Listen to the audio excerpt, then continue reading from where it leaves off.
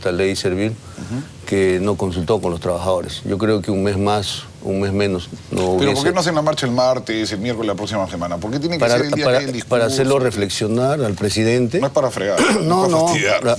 No. La CTP es una organización muy seria y tú lo conoces. Discrepamos a veces con las otras centrales que salen a las calles a hacer laberinto. Nosotros vamos a cuidar la propiedad privada. Nosotros somos muy respetuosos de toda la población, pero sí queremos que se nos escuche. No les ha dado permiso, ¿no? Nosotros hemos solicitado.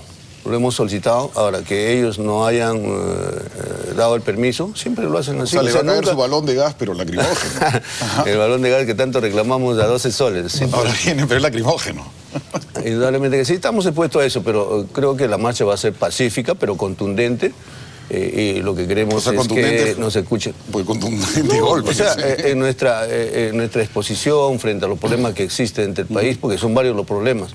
No hay problemas sociales, hay problemas laborales. Ahora vamos a la carne, porque el tiempo es oro. Justo usted tiene la palabra, por favor. ¿Cuáles son sus críticas, sus reparos a la ley de servir? Y le doy la palabra inmediatamente al país. Le conteste y armamos así un debate chiquito. Ya, me parece bien.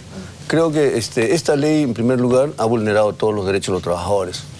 Sí, te recorta la libertad sindical, te recorta el derecho a la negociación colectiva, pierdes los derechos adquiridos, en fin, es un atropello total. Y creo que antes de hacerse esa ley, como reitero, debería haber sido consultado con los trabajadores, porque eso lo señalan el convenio 122. Dígame dos cosas puntuales, antes de darle la palabra a Salazar Steiger. Dos cosas puntuales que no le gustan de la ley, aparte que ha sido inconsulta. Mira, le voy a decir con claridad, no es que no nos guste que nos evalúen. Nosotros estamos de acuerdo que haya evaluaciones, estamos de acuerdo que se cambie el Estado, que se cambie, o sea, hay una reforma donde siempre lo hemos exigido. Producto de ello, estábamos nosotros pidiendo que se dé una ley marco del empleado público. Pero ya, entonces el primer tema que está en desacuerdo es la evaluación. Así es. Y la otra para aterrizar, para... El segundo lugar es el despido masivo, pues, ¿no? Son despidos que se van a dar, quieran o no quieran, se va a dar el despido masivo. ¿Por qué? Porque ya tenemos la experiencia de los años 90. Igual nos dijeron que pero el Estado... era otra situación, el Estado era gigantesco, había 11.000 personas en Petroperú. Pero igual se duplicó. Petroperú no puede funcionar con 11.000 personas, funciona con 2.000. Pues. Había 900.000 trabajadores. Finalmente terminamos en 1.200.000 trabajadores. Eso quiere decir que no era grande el Estado, que no había mucha gente. Pero la economía ha crecido un montón. Pero bueno, yo no he venido a debatir con usted, señor Salazar Steiger. Dígame, los tres reparos, sin consulta, falta las evaluaciones y el despido masivo. Por ejemplo, en el tema de consultar, yo creo que probablemente eso se podría haber hecho mejor, que es mediante el diálogo y hacerlo ver. En ese sentido, creo que estamos de acuerdo. En el tema de la evaluación también estamos de acuerdo, o sea, es necesario evaluar, se tiene que premiar al que trabaja mejor, al que ha hecho méritos. Donde sí no estoy de acuerdo es en el tema de los despidos masivos. Yo me he dado el trabajo de leer nuevamente toda la ley para poder entender si hay esa preocupación realmente. Primero, el acceso es voluntario. No se está tocando a ninguno de los regímenes anteriores, salvo el del CAS. Pero el CAS tiene que desaparecer, claro. El CAS tiene que desaparecer de por sí, aparte que no respeta... Es una distorsión. Así es. Entonces, yo no le veo los problemas que están viendo, y más bien creo que son paradigmas y son más fantasmas, justamente por lo que tú decías, creados por el pasado, o sea, por historias anteriores, que deberíamos olvidarnos. Yo sí veo una buena voluntad y un trabajo técnico que se está tratando de hacer en esta ley. Tampoco hemos sido consultados, por si acaso. El acceso voluntario al nuevo régimen, es verdad que te voy a decir la experiencia de este propio gobierno. Han habido, que han entrado Ollantumala, 70.000 despedidos de los CAS. Eso te hace ver más o menos cómo... Pero eso es porque los contratos vencen. No, también los han sacado. Eso no es un despido. Eso no es un despido. No, inclusive han cambiado de nombre a algunos programas. O sea, te han cambiado un programa A por un programa B. Los han sacado para que el mismo programa funcione de otra manera. Y entonces creo que ahí eso demuestra la intención del gobierno de querer despedir a los trabajadores. Por ejemplo, ahí creo que hay un error, porque justamente el CAS es un sistema donde no hay absolutamente ninguna estabilidad y donde el gobierno tiene la potestad de hacerlo. Y más bien lo que están haciendo es decir, este sistema que no respeta todos los derechos de los trabajadores como debería, lo vamos a suprimir y lo vamos a pasar a un sistema con evaluaciones, con meritocracia, etcétera, etcétera. O sea, yo lo veo más bien como un paso a favor de los trabajadores justamente por lo que estás mencionando. O sea, el CAS es un sistema que no cumple con lo que debería cumplir. Entonces, ese sistema tiene que desaparecer. Bueno, el caso, ¿no? evidentemente es una distorsión, pero los otros regímenes... sí, 276 y 728. 728 y el 276, el paso es voluntario, ¿no? Sí, el paso es voluntario, pero te van a obligar, porque si tú no pasas no vas a tener ningún derecho. O sea, te van a obligar. No, en el caso de uno de ellos, ¿cuál es el que tiene el régimen privado? El 728. Ya, eso seguramente la gente va a tener más reparos en pasarse, pero en el otro no tienes una serie de ventajas como las gratificaciones, etcétera.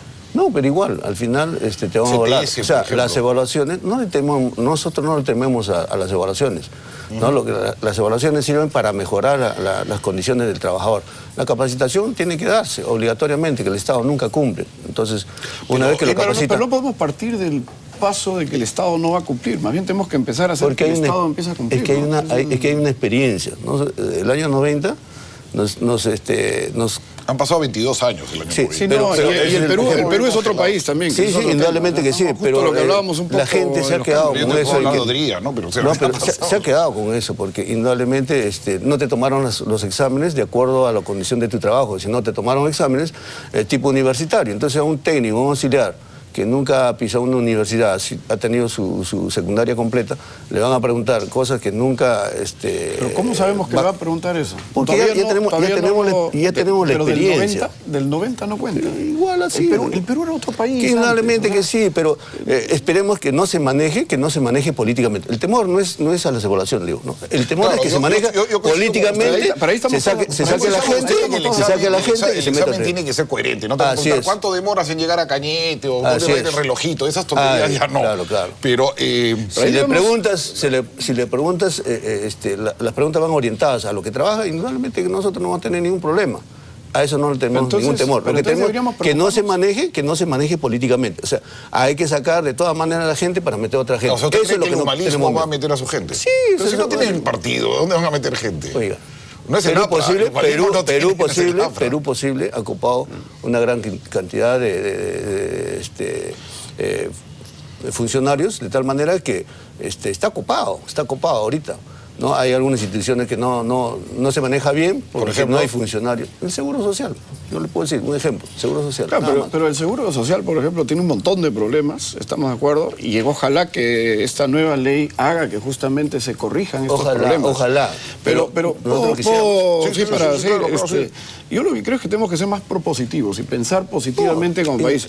La ley en sí, lo que estás explicando, por lo menos desde mi punto de vista, son más problemas de manejo de la ley, pero no un problema de la ley en sí.